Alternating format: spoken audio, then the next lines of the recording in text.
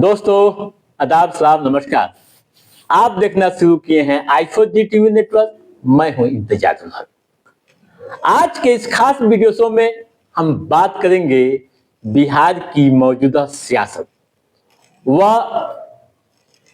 राष्ट्रीय लोक मोर्चा के अंदर पक रही खिचड़ी के बारे में।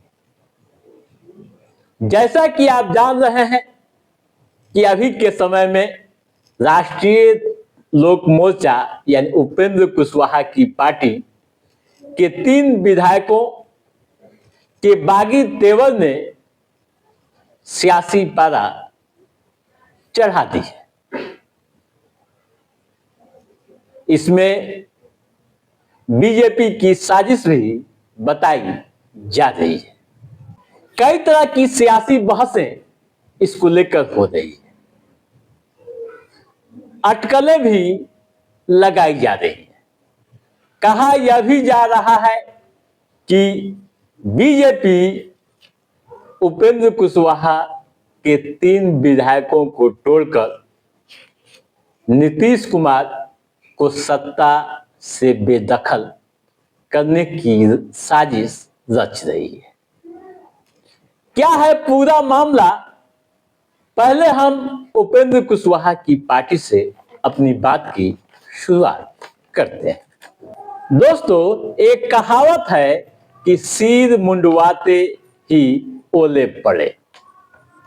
यह कहावत बिहार में एनडीए के सहयोगी पार्टी राष्ट्रीय लोक मोर्चा और उसके मुखिया उपेंद्र कुशवाहा पर सटीक बैठ रही है।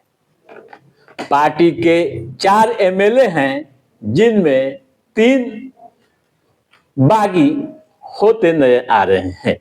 उनके बागी तेवर से सियासी पारा चढ़ा हुआ है। पार्टी के विधायक माधव आनंद, रामेश्वर महतो और अनिल कुमार की नाराजगी साफ तौर पर देखी जा रही है। नाराजगी का मुख्य कारण उपेंद्र कुशवाहा द्वारा अपने बेटे दीपक प्रकाश को मंत्री बनाए जाने को लेकर है। दीपक अभी विधायक भी नहीं है, लेकिन उन्हें मंत्री बना दिया गया। मामला यह उस समय तूल पकड़ा जब उपेंद्र कुशवाहा ने तर्क दिया कि पार्टी को टूटने से बचाने के लिए मंत्री बनाने का फैसला लिया। विधायक माधव आनंद ने एक टीवी चैनल पर दिए बयान में कहा कि उपेंद्र कुशवाहा राजनीति में हमेशा परिवारवाद के खिलाफ बोलते आए हैं। उनके बेटे को मंत्री बनाए जाने के फैसले से पार्टी के कार्यकर्ताओं में निराशा हुई है।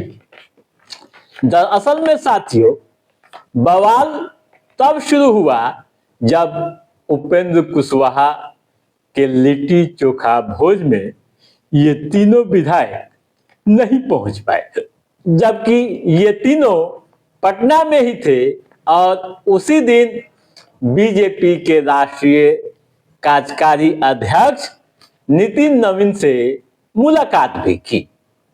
फिर कुछ दिन पहले लोजपा आर रामविलास पासवान के वरिष्ठ नेता ए.के. वाजपेयी ने अपनी पार्टी छोड़ उपेंद्र कुशवाहा की पार्टी में शामिल हुए।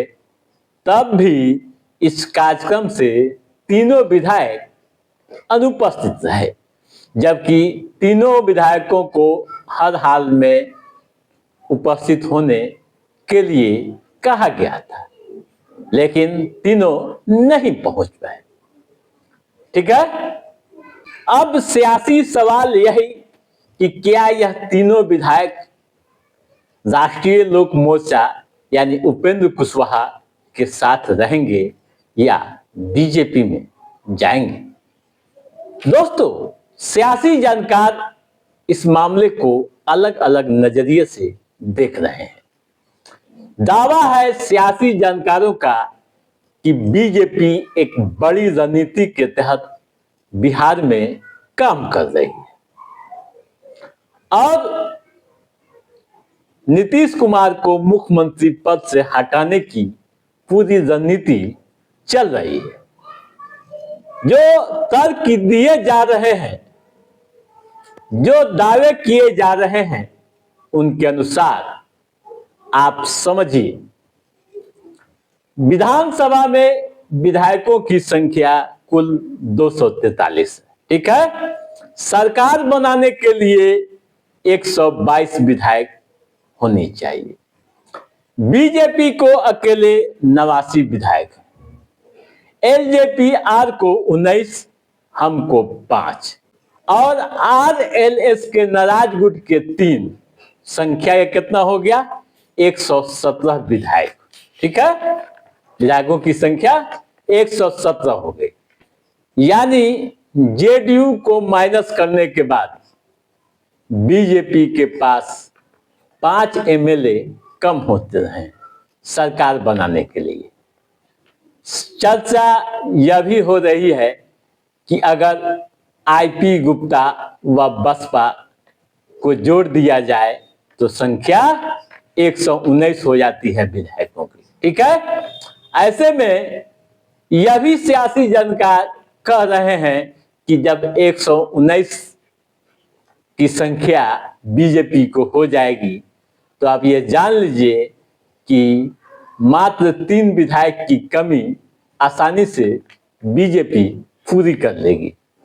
कहा यह भी जा रहा है कि कांग्रेस के 6 में से 4 एमएलए टूट सकते हैं। अगर ये 4 टूट गए तो फिर बीजेपी की सरकार बन सकती है, यानी बहुमत हो सकता है। लेकिन दोस्तों, इसका क्या असर केंद्र में पड़ेगा? दोस्तों, जो सियासी जानकार कह रहे हैं, जो जानकार दावा कर रहे हैं, उन पर भरोसा करें तो आप यह भी जान लीजिए कि जेडीयू के अधिकांश एमपी प्रधानमंत्री नरेंद्र मोदी और अमित शाह के मुरीद बन चुके हैं। अगर ऐसा होता है तो बिहार की सियासत के लिए कोई नई बात नहीं होगी। महाराष्ट्र में भी इस तरह का खेल बीजेपी खेल चुकी है। वैसे साथियों, आप इस मामले में क्या सोचते हैं, क्या अनुभव रखते हैं? आप अपना सुझाव कमेंट बॉक्स में जरूर दीजिएगा। यदि आपने हमारे चैनल को सब्सक्राइब नहीं किया है तो सब्सक्राइब भी कीजिएगा, ताकि इस तरह की महत्वपूर्ण जानकारियों संबंधित, राजनीतिक गतिविधियों संबंधित जो भी अप टू डेट है उससे हम समय समय पर आपके भी पहुंचाते रहेंगे। तब तक आप अपने दोस्त को दीजिए इजाजत। नमस्कार।